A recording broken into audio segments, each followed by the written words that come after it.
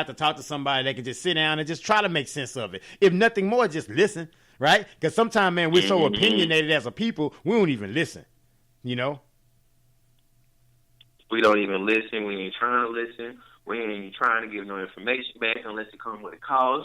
We ain't trying to do nothing just to help no way. Everybody talk about helping the community, helping. But you see who really is down for you, and you see who is trying to scam you when you start trying to do something. I promise you will. The first time it happens, it might throw you off because it happened to me. My scam. It happened to me, and I got jacked for $120 dealing with one of these social network gurus, and it made me feel like, damn it, I just got played. I don't even want to do this no more. But I told myself, I was like, hey, I told myself when I started this, I wasn't going to quit, and I told myself when I started this, I knew I was going to lose some money. I knew I was going to take some losses. Did I know I was going to lose it that way? No. But I knew I was going to take some losses. So I chalked it up to the game, and I said, I won't never let that happen again. If I got to find another route, go another way, before I spend my money on anybody else, I'm doing my research. I'm doing everything that I can to make sure that they legit before I spend my money. Because if the situation was reversed and I was the coach and it was somebody else paying me their hard-earned money, I would go above and beyond to make sure that they got their money's worth. That's just me. But there's a lot of people out here that's really, boy, they on social media tough, just selling lines to get you up in their little group or club or closed group, and then you don't even see them no more. Don't hear from them. They ghost. And you just spent $100-something. And that's life. It's been people that spend thousands and thousands of dollars on podcasts and courses and classes and got straight up duped. So me losing my 100 is light work compared to some of these people that just spend thousands of dollars to learn podcasting and all this good stuff, and they didn't get the results they wanted. So I can imagine how they feel. And I just lost 100. But the principle still applies. You spend your money with folks, you're supposed to get them the great customer service, especially if you calling yourself having a business. So say that. That's my brother. I mean, you definitely right, man. I put a post up, man, yesterday. I put a post up, man, and I said on a scale of 1 to 10, how would you rate your business as a business owner, right? No one responded. No one said anything. Not even a like, a share, or nothing like that, right? Now, what I said is that, you know, maybe I'm not a big enough name to ask questions about what about your business, but it was a simple question, right? On business. And I see a lot of people out here that's businesses, entrepreneurs, and all this kind of stuff, man, but customer service isn't great. When I talked to the guy on my show Monday, man, Mr. Terrence, we were talking about that. We just expect we show up because me and you share the same skin tone, I'm just supposed to support your business. No, you still have a right and an obligation to provide quality service to me. Don't just give me garbage service just because we share the same skin tone. Don't do that. Don't do me like that, because I'm not going to go back to your business. But what I'm going to do, though, and I'm going to tell you why I'm not going to go back to your business. Well, this is the reason why, brother. This is the reason why, because I value good service. I want good service. If you spend your money, no matter what the color that person is, you want good service. And if you do not get good service, I'm going to tell you this right now. Do not go back, people. Why are you steady going back to the same places that's giving you bad service? Why are you steady being abused? Sorry. Have you seen that post that it say I went to a black business, or it goes something like this. Just say I went to a black business and I didn't have a good experience, but I'm gonna keep coming back until we get it right. Have you seen that post going around yet? No. I'm gonna try and tag you in that or find that post, bro. This is post going around saying if basically premise that if I went to a black business and had a bad experience, but I'm gonna keep coming back until we get it right. And I'm like, what? You gonna keep spending your money with the people that get it wrong? And that's bad business. I didn't understand it. I thought I was the only one, but you saying that reminded me of that post. I didn't mean to interrupt you, but I thought you might have saw that post, and I wanted to know your opinion about that. But you just stated that, so you answered my question, and that's just how you brought that up, and that made me think of that real fast. That's really it. Well, yeah, man. I mean, think about it, though, man. People work really hard for their money. However they earn their money, they work hard to get it. So I don't want to just give it away to somebody that has a bad attitude. There's a store right down the street, man. There's a Stripes. I don't know if you got Stripes in Arkansas or not, but it's a Stripes store, right? And they have a little restaurant in there, right, called I think it's El Dorado or El Dorado Tacos or something like that, right? Where they sell like tacos and stuff like that, right? So I go up in there, man, you know, every now and then, right, and get a little taco or something like that. And the guy at the counter, I notice a guy behind the register, right? He'll speak to everybody else. They walk up there. Hey, how you doing? How you doing? How you doing? I walk up. Guy don't say nothing. How you doing? What's going on? Nothing like that, right? And because I don't particularly like that kind of why you treat me like that interaction, right? And I don't go back there anymore. Not because I hate that store. I don't like that experience because I like to talk to people. I deal with people. So you talk to 5 people, then I walk up. You got nothing to say to me, dude, whatever. I'm sorry. I'm just quietly exchanging my money. I'm talking about you pull my money out of my pocket. I put the money on the counter. He take the money. He give me my change back. Nothing said. Not nothing. Hey, how you doing? What's going on? Nothing, bro. So I'm like, man, you know what? You messed up that experience for me, dude, because your attitude is jacked up. But because I value good attitudes in business, I'm not going to go there. To somebody else, they may be saying, Shelton, you tripping, man. That means nothing. Okay, knock yourself out. Do what you do. Me personally, I don't like that, right? I don't like that. So I know, so I have the right, and I take my right as a consumer. I take that right. Right? To say, I don't want to spend money here if I don't like the experience. That is your right as a consumer.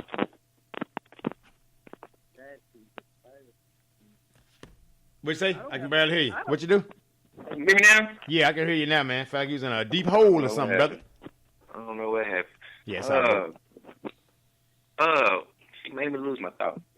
I hate that. We'll talk about business and services and all that good stuff and your right as a consumer. And I mean, just the obligation that we have as a business owner, man, as business people to provide good service, man. Okay. Yeah, I don't have the time to coach you about good customer service. I feel like really that should be instilled in you already as a quality person.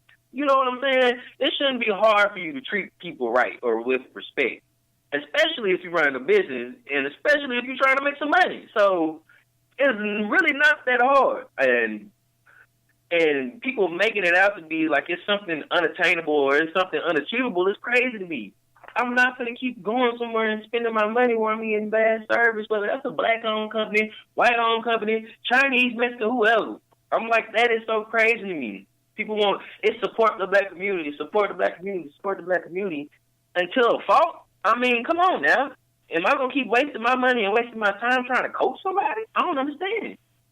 Mm-hmm. You can't, man. That's not your job, brother. That's not your job. Again, if I say I'm going to be a business owner, then all aspects of how I treat people, how I want to be treated, how I present my business, how I market my business, all those things have to be in place, or at least working on those things. And again, I would suggest this for all businesses. If you have like a brick and mortar type business, get a suggestion box. Get a suggestion box. How are we doing? Run surveys.